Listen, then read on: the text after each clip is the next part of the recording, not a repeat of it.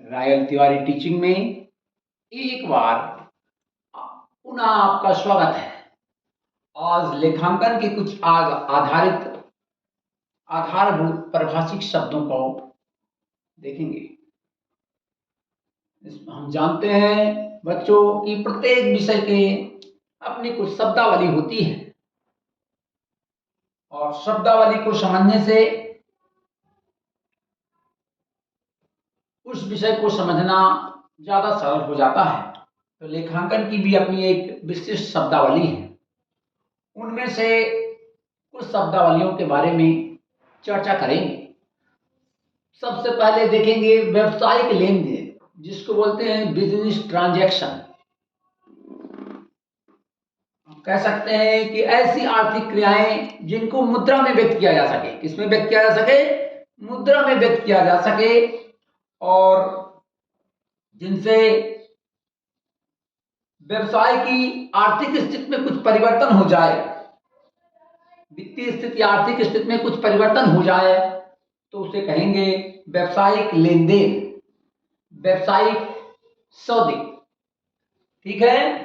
व्यावसायिक सौदे व्यवसाय के अंदर और बाहर दो प्रकार के होते हैं, आंतरिक सौदे और बाहरी सौदे।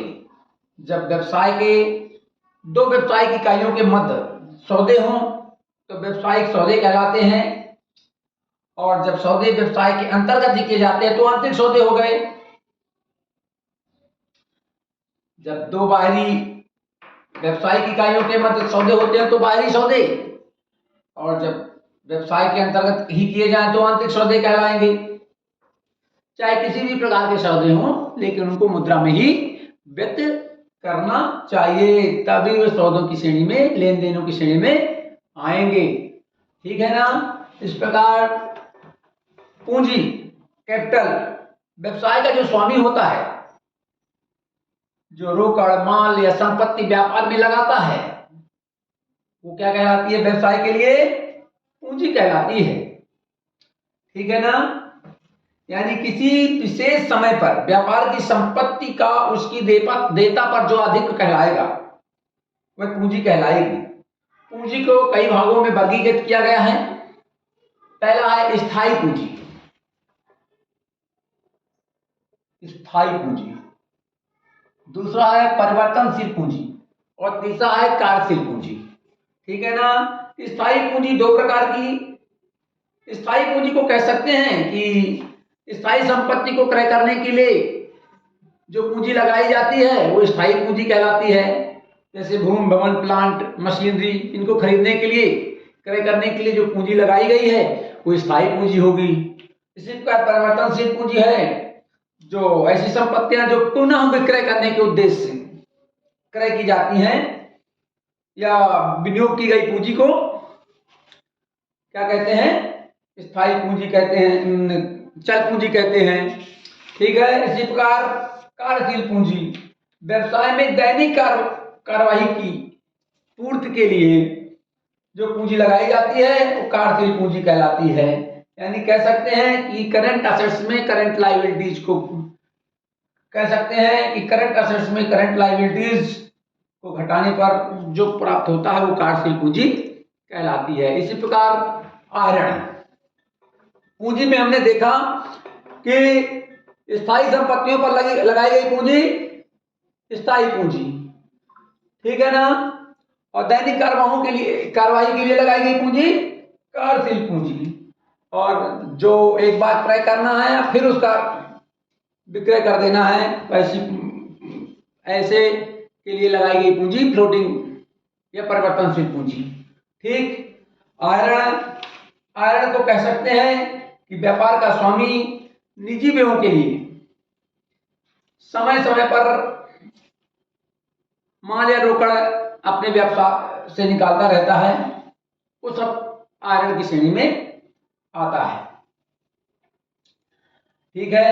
जैसे व्यवसाय की जो कार है उसका उपयोग कर ले, व्यवसाय की जो वस्तु है उसका उपयोग अपने स्वयं के लिए कर ले, तो आहरण कहलाएगा। ठीक है ना। इसी प्रकार से असेट्स देखते हैं।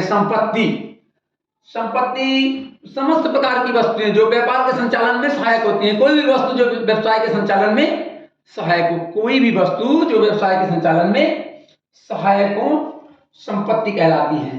जैसे भवन, भूमि, टाइपराइटर, मशीनें, नगद, ठीक है ना, बैंक में रोकड़ जमा है, वो वाली, प्राप्त बिल आदि, जो भी व्यवसाय के संचालन में सहायक होगी, सभी वस्तुएं क्या कहलाएंगी? असेट्स कहलाएंगी, आपकी संपत्ति कहलाएंगी।